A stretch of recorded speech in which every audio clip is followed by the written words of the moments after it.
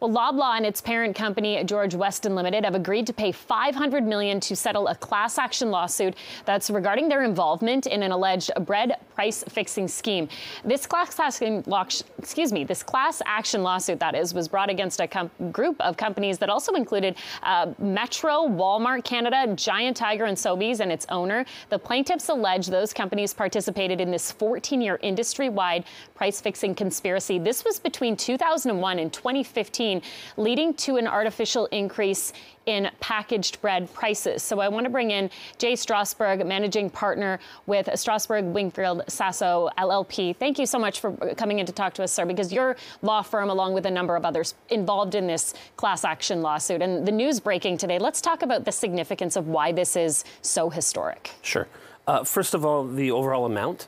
$500 million is the largest antitrust price-fixing settlement in Canadian history. So number one. Number two, this is a big win for consumers because when Loblaw's first got immunity from criminal law, there's no mechanism in the Canadian law, in the criminal law, for the government to get back some of the ill-gotten gains and redistribute it to the people. So it's left to people like us, so it's private enforcement. So we're the mechanism by which we sued, and this is the first installment. Our lawsuit will continue against everybody else. So it's a historic day. We're getting hundreds of millions of dollars that were unlawfully taken, and we're going to distribute it to millions of people across the country. It's a win. It is a lot of money, as you mentioned, also very historic. Though I'm wondering, is it enough? And I say that because people really felt misled when we started to uncover some of the details of this, and the company admitted to it.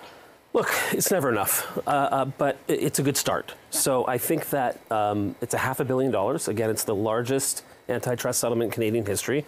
But we're now going to have the evidence that's going to allow us to really go after the people, the other companies that remain.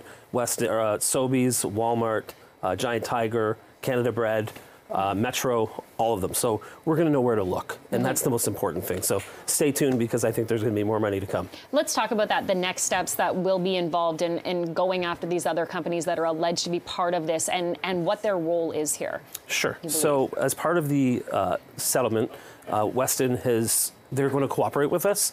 So they are going to tell us where to look. And once we know where to look, that's what is going to put the ultimate pressure on these other companies. So we're going to be preparing for trial. And if I was these other companies, I think I'd be a little bit concerned, because we're going to have the evidence that we need to take this case to trial. So that works to your advantage then, Weston saying they're going to tell you where to look. What do you mean by that exactly, where to look? Let's say, so conspiracies by their very nature are secretive. So nobody knows what happens. But the moment a company like Weston, they're doing the right thing now, comes forward, they're going to be able to say, on this date, we met with this person and this person.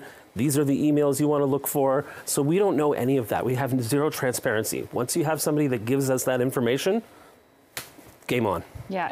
When you talk about these details, I mean, how damaging do you think it is for the consumer? People already, they do feel a little bit misled. I mean, you even hear just in terms of inflation and how frustrated people are when they go to the grocery store. How damaging do you think this has all been for people shopping? It's a significant amount of loss. It's a significant amount of money that was diverted, and it's an overall harm to the economy.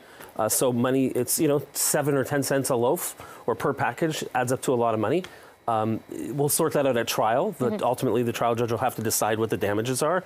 But it's a good start in terms of getting something back at this point. And I think we're going to get more as we go along. Well, we'll watch for that. Speaking of the money, can we talk about the breakdown? How will this work? How will people actually be able to put forward a claim or prove it? Because this is from years and years ago. Yeah. So, I mean, realistically, I think it's almost going to be everybody in the country. We have to work those details out. We just arrived at the settlement. We're going to have to put forward a plan, which we are in the process of putting together, and the courts are going to have to be satisfied that it's adequate. So we're going to have extensive notice.